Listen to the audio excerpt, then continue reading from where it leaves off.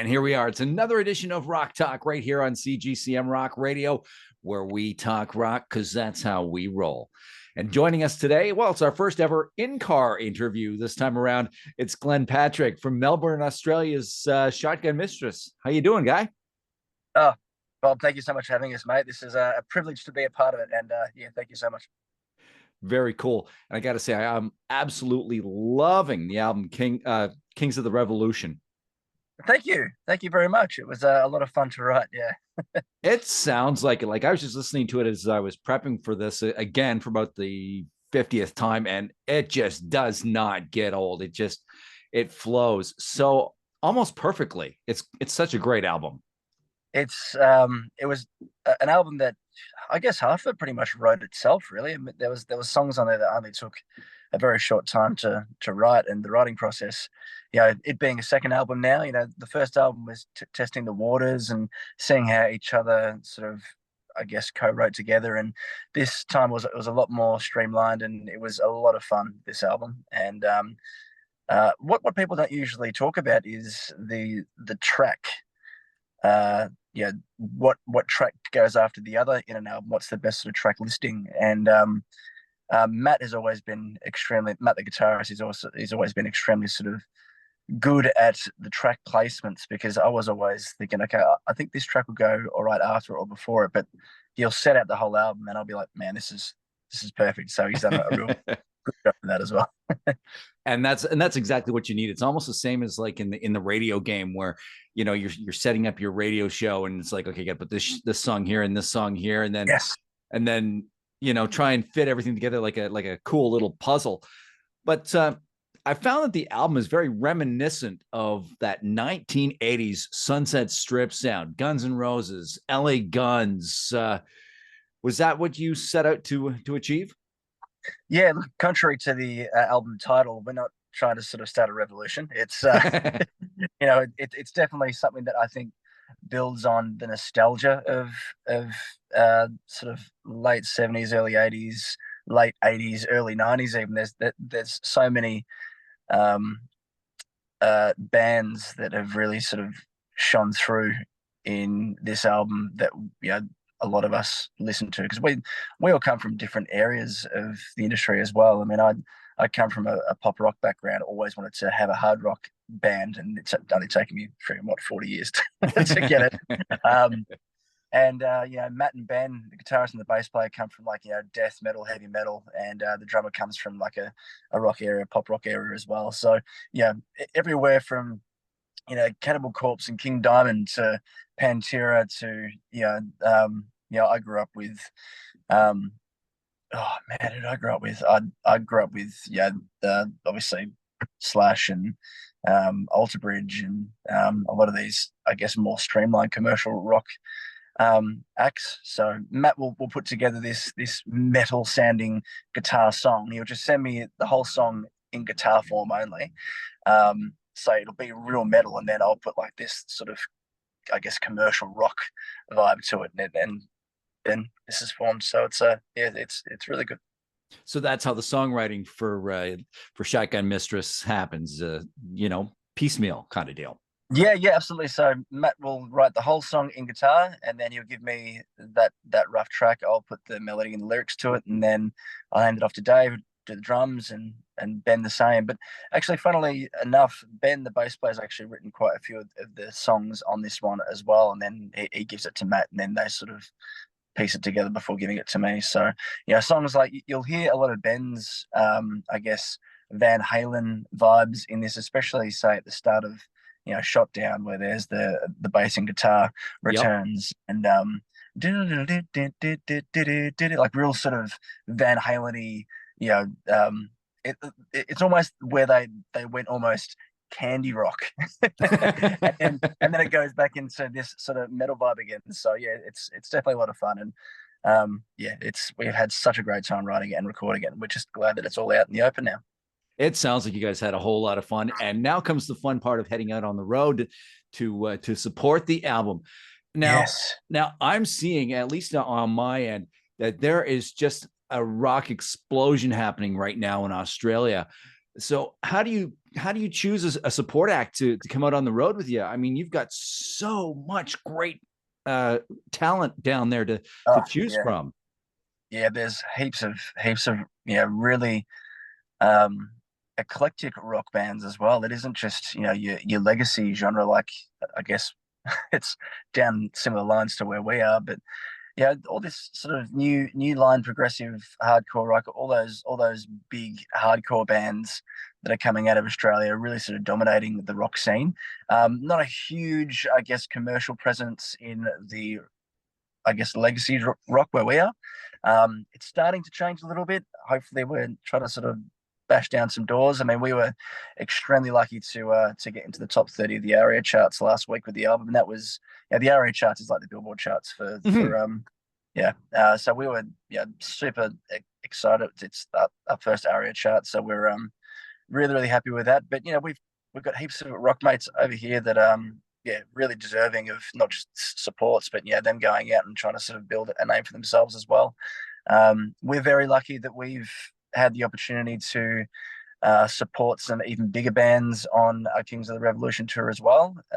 I guess we feel, especially in Australia, where there's, I guess, ratio to people compared to, say, Canada or America, it's always a good thing to try and get on the bill with some bigger bands, even on your own tour.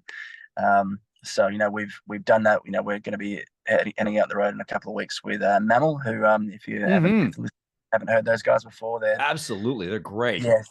Think of like modern day Faith No More crossed with, oh, I don't know, they're like this funk metal type band. Really good guys as well. They were huge here back at about sort of 14, 15 years ago. And they're just making another crack at it as an independent artist. So that's another thing as well. Independent artists these days are it's getting to be such a strong foundation building for independent artists that major record labels starting to become a thing of the past.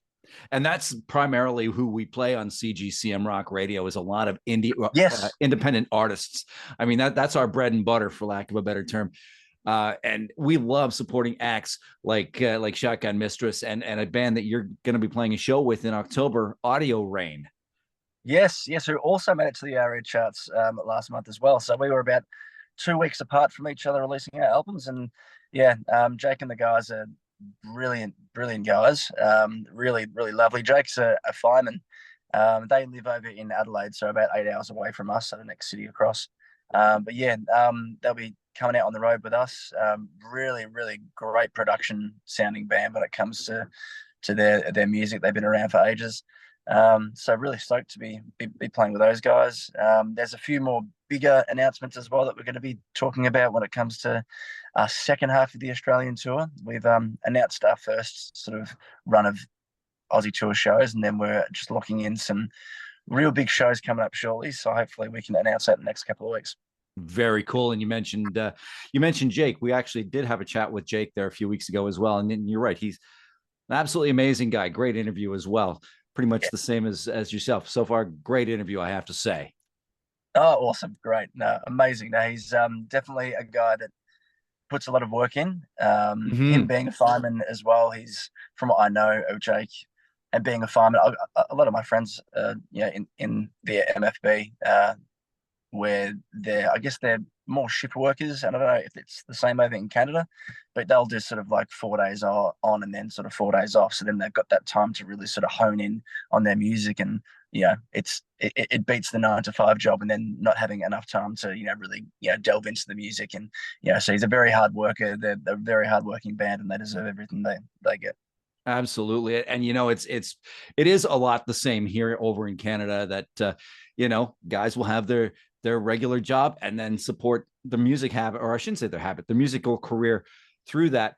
But I think It's a habit Canada, as well. yes, it is. It is. I say that because I'm a full blown addict to music, being on the radio end of things. Yeah.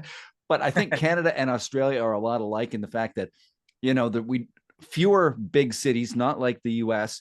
or over in Europe, fewer big cities spread out. It takes a long time to get from point A to point B to play Yeah. a show, but it's all worth it, really.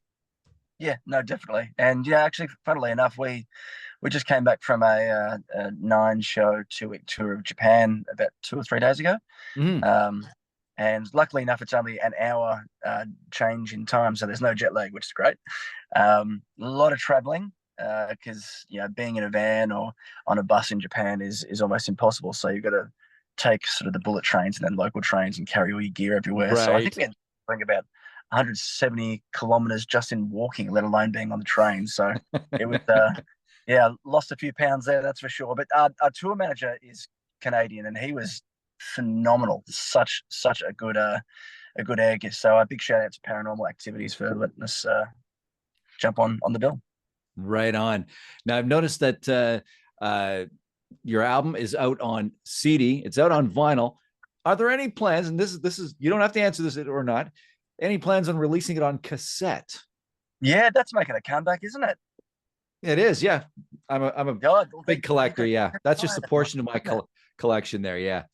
Wow. Yeah, you know what? We were actually talking about it when we were over in Japan, and we're thinking, oh, because Matt, our guitarist, he's in a lot of probably a couple of the death metal bands. You might any sort of death metal listeners out there. He used to be the guitarist in Berserker, and he's the guitarist in Bremelin and Werewolves, and Werewolves are doing really really well. But they started about 2 years after us, and so they've only been around for about 3 years, and they've already released 5 albums. They're just insane. But they showed us it showed us their cassette, and it looked amazing.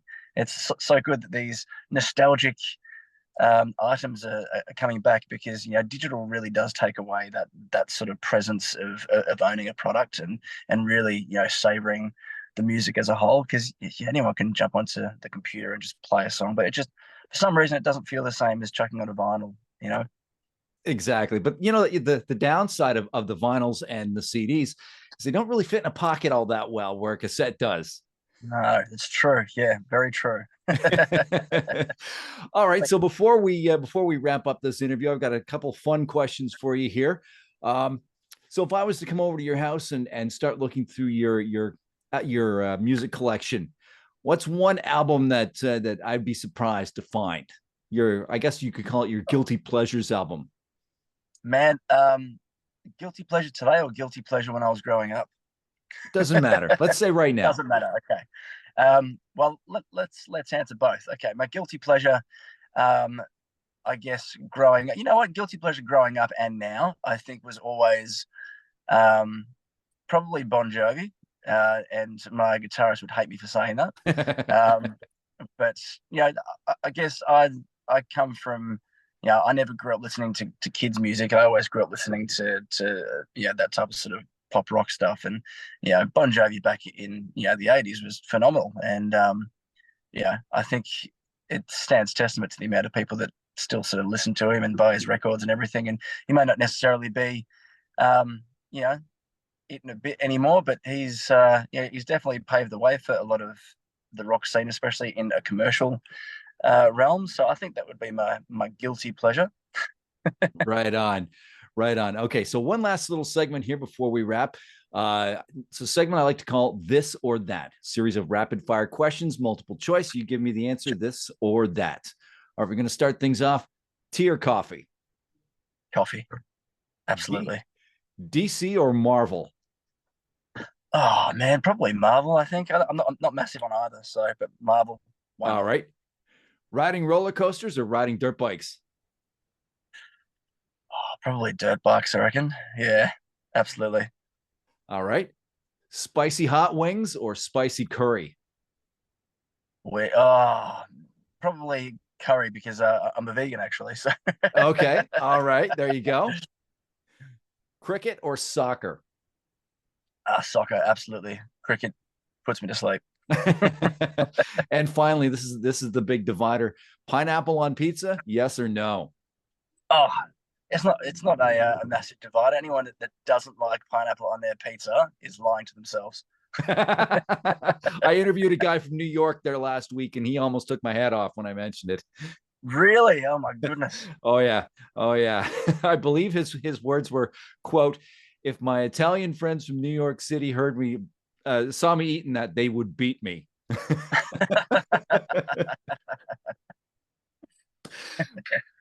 All right, Glenn from Shotgun Mistress. What's your website? Yeah, shotgunmistress.com. Just jump onto our socials as well on just type Shotgun Mistress into the old Google space and you'll find us. But yeah, we've got the new album Kings of the Revolution out. There's stores there as well. So come and say hi. Very, very cool. I want to thank you for joining us on this edition of Rock Talk. Glenn, thank you. Thank you so much, Bob. Much appreciated. Take care. Very, very welcome. And thank you for joining us. And we'll catch you again next time on another edition of Rock Talk right here on CGCM Rock Radio.